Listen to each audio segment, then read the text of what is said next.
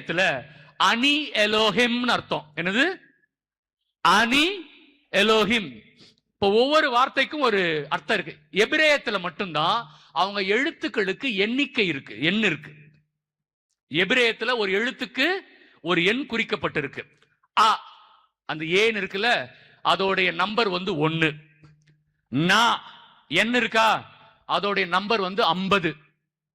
இ ஐன்னு இருக்கா, அதோடைய number 10. Elohim இ அதனுடைய நம்பர் மறுபடியும் அது ஏ அப்படின்றதுனால 1. ல 30. அ 6.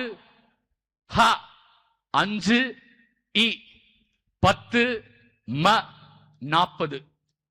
அனி எலோஹிம்.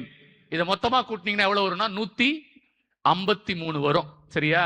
அனி எலோஹிம் என்ன தெரியுமா? I am God. I am